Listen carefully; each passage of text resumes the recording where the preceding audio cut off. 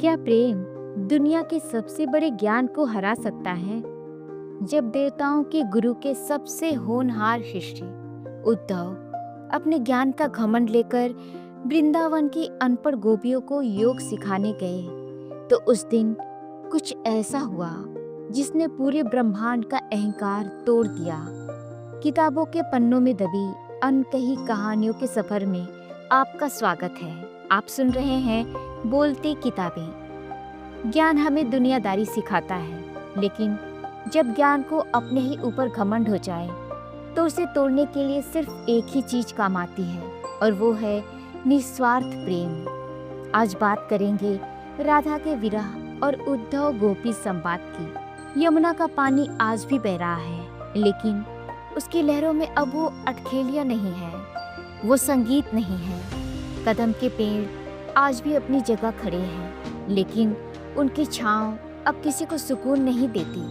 गुगुल की गाय अब चारा नहीं खाती, वो बस उस दिशा में देखती रहती हैं जिधर उनका कान्हा गया था। वृंदावन की गलियों में एक अजीब सा डरा देने वाला सन्नाटा पसरा है। कृष्ण को मथुरा गए एक अरसा बीत चुका है। लोग कहते हैं कि विरह में इंसान तड़पता है, रोता है, शिकायतें करता है, लेकिन जब दर्द अपनी हदें पार कर जाता है तो इंसान एकदम शांत हो जाता है। राधा रो नहीं रही है, उसकी आंखों के आंसू अब सूख चुके हैं। वो बस शून्य में देखती रहती है। उनके लिए समय जैसे उसी पल ठहर गया था जिस पल कृष्ण का रथ मथुरा के लिए निकला था। नंद भवन के दरवाजे पर यशोदा मैया आज भी रास्ता निहारती है कि शायद उनका लाल दौड़ता हुआ आएगा और कहेगा, मैया माखन दे दे। नंद बाबा ने बोलना कम कर दिया है, और गोपियां हर सुबह अपने घरों से निकलकर उसी धूल भरे रास्ते पर बैठ जाती हैं, इस उम्मीद से कि शायद आज रथ की धूल आसमान में उड़ती दिखे। वृंदावन अब एक जगह नहीं है, बल्कि एक इंतजार बन चुका था। वहीं दूसरी ओर मथुरा के राजमहल में एक अलग ही दृश्य था। कंस का वध हो चुका था। मथुरा अब सुरक्षित थी। जो कान्हा कभी गाय चराता था, वो कृष्ण अब मथुरा का राजकाज संभाल रहे थे। लेकिन सब कुछ ठीक होने के बावजूद उनके चेहरे पर हमेशा एक उदासी छाई रहती थी। उनका मन हमेशा वृंदावन में अटका रहता था। कृष्ण के एक चचेरे भाई थे, उद्धव देवताओं के गुरु बृहस्पति के शिष्य थे। उन्हें सारे वेद, पुराण और उपनिषद कंठस्थ थे। उन्हें अपने ज्ञान, अपनी बुद्धि और अपने निराकार ईश्वर के सिद्धांत पर बहुत घमंड था। उनका मानना था कि ईश्वर तो कण कण में है, उसका कोई रूप, कोई आकार नहीं होता। तो फिर ये प्रेम, विरह, ये रिश्ते नाते, ये सब बस मूर्खता है। एक दिन उद्धव ने कृष्ण को वृंदावन की याद में उदास देखा तो कह ही दिया, माधव आप तो त्रिलोकीनाथ हैं, आप संपूर्ण ब्रह्मांड के स्वामी हैं।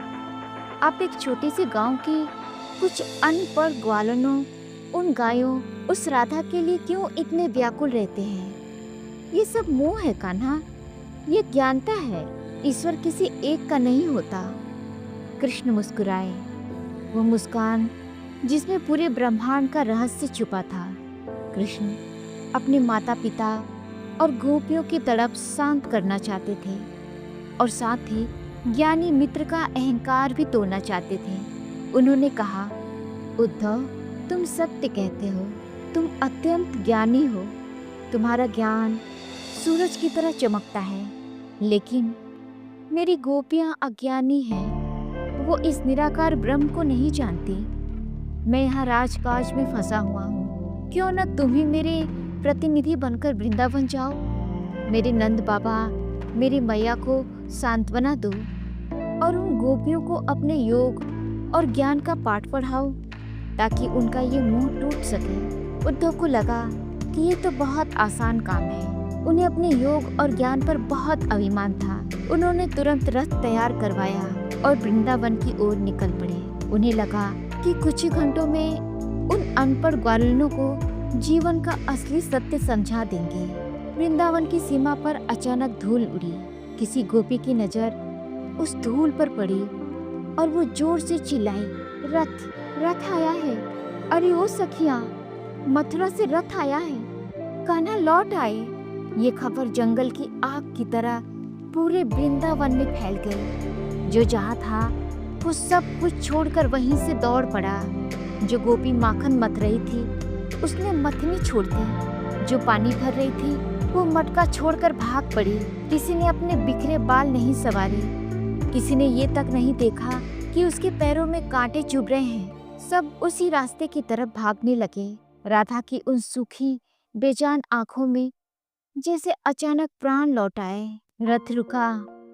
रथ के दरवाजे पर एक पीतांबर पहने शख्स नजर आया। गोपियों की सांसें रुक गईं। दिल जोरों से धड़कने लगा। लेकिन ये क्या?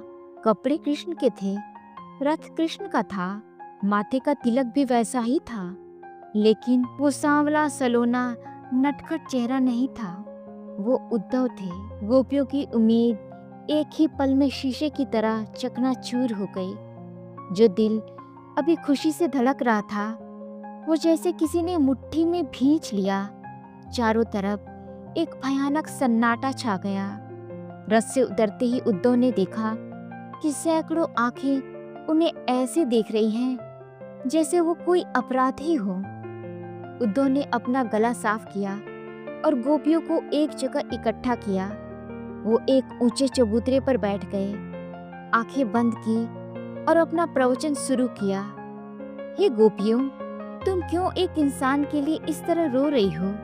वो कृष्ण कोई साधारण मनुष्य नहीं है, वो साक्षात ईश्वर है।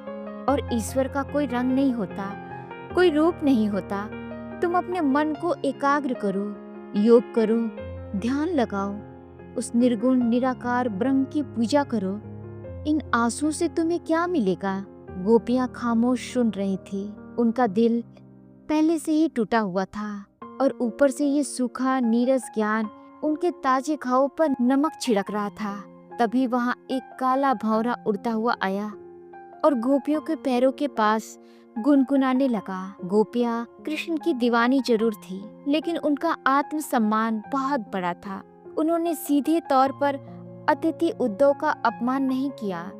उन्होंने उस काले भंवरे की तरफ देखा और उसे ही प्रतीक मानकर उद्धव के ज्ञान की धज्जियां उड़ाना शुरू कर दिया। यहीं से जन्म हुआ साहित्य के सबसे बड़े संवाद भ्रमर गीत का। एक गोपी आई और भंवरे की ओर देखकर बोली, हे मधुकर, हे भंवरे, ये जो तुम्हारा ज्ञानी मित्र मथुरा से आया है, इनसे कह दो कि ये अपना योग और ध्यान का व्यापार कहीं और जाकर करें। हमारी गलियों में इनके ज्ञान का कोई खरीदार नहीं है। गोपियों ने उद्धव की ओर देखते हुए कहा, ये हमसे कहते हैं कि हम अपने मन में उस निराकार ईश्वर को बिठा लें। अरे उद्धव, मन न भये 10-20। हे उद्धव, हमारे पास कोई 10-20 मन या दिल नहीं है कि एक टूट जाए तो दूसरा लगा लें। एक ही मन था हमारे पास और वो तो उस मथुरा जाने वाले सांवरे रथ में बैठकर चला गया। अब तुम ही बताओ ज्ञानी उद्धव, हम तुम्हारे इस निर्गुण ईश्वर की पूजा किस मन से करें? जब दिल ही नहीं बचा तो ध्यान किसका लगाएं? उद्धव हैरान रह गए। बड़ी बड़ी किताबें, उनका सारा दर्शन, उनके सारे तर्क इस गांव की लड़कियों के सामने बौने साबित हो गए। तभी दूसरी गोपी बोली, उद्धव, तुम कहते हो कि कृष्ण कण-कण में है, वो सर्वव्यापी है, तो फिर हमें योग क्यों सिखाते हो? अगर वो हर जगह है तो क्या वो हमारे इन बहते आंसुओं में नहीं है? क्या वो हमारी इस तड़प में नहीं है? तुम्हारा ज्ञान तुम्हारे दिमाग की उपजता है उद्धव, लेकिन हमारा प्रेम हमारी आत्मा से है, और जहाँ प्रेम होता है ना, वहाँ योग के लिए कोई जगह नहीं बचती। राधा, जो अब तक खामोश खड़ी थी, उन्होंने बस एक बार पलकें उठाकर उद्धव की तरफ देखा। उनकी आंखों में कोई शिकायत नहीं थी, कोई क्रोध नहीं था, बस एक असीम अथाह दर्द था जिसे देखकर पत्थर भी मोम बन जाए। राधा के उस मौन ने उद्धव के सारे तर्क को चीर कर रख दिया। उद्धव निःशब्द थे, उनके होंठ कांप रहे थे, उनका सारा उपदेश उनके गले में ही अटक गया था। देवताओं के गुरु बृहस्पति का वो महान शिष्य, जिसे अपने ज्ञान पर दुनिया में सबसे ज्यादा अहंकार था, घमंड था, आज गोपियों के प्रेम के आगे एक अज्ञानी बच्चे की तरह निहत्था खड़ा था। उद्धव को उस पल समझ में आया कि कृष्ण ने उन्हें यहाँ अपना ज्ञान बांटने नहीं भेजा था। कृष्ण ने उन्हें ये बताने भेजा था कि ज्ञान की सीमा जहाँ आकर खत्म हो जाती है, सच्ची भक्ति और प्रेम की शुरुआत वहीं से होती है। उद्धव की आंखों में आंसुओं की धार बह निकली। वो उद्धव जो कुछ समय पहले तक रोने को मूर्खता और मोह कहता था, आज फूट फूट कर बच्चों की तरह रो रहा था। वो घुटनों के बल जमीन पर बैठ गए। उन्होंने वृंदावन की उस पवित्र धूल को अपने हाथों से उठाया जहाँ गोपियों के कदम पड़े थे, और उसे अपनी श्रद्धा से अपने माथे पर लगा लिया। जब उद्धव अपना रथ लेकर वापस मथुरा लौटे तो वह इंसान नहीं रहे जो वृंदावन गए थे। उनके चेहरे का अहंकार मिट चुका था और उसकी जगह एक अजीब शक्ति ने ले ली थी। जब कृष्ण ने उन्हें देखा तो मुस्कुराकर कहा, कहो उद्धव मित्र, सिखा आए मेरी गोपियों को अपना योग। उद्धव ने कृष्ण के सामने हाथ जोड़ लिए। उनकी आंखों से आंसू छलक पड़े और रोंदे हुए गले से बोले, माधव मुझे क्षमा कर दो, मैं तो उन्हें अपना ज्ञान सिखाने गया था, लेकिन खुद उनके प्रेम का शिष्य बनकर लौट आया हूँ।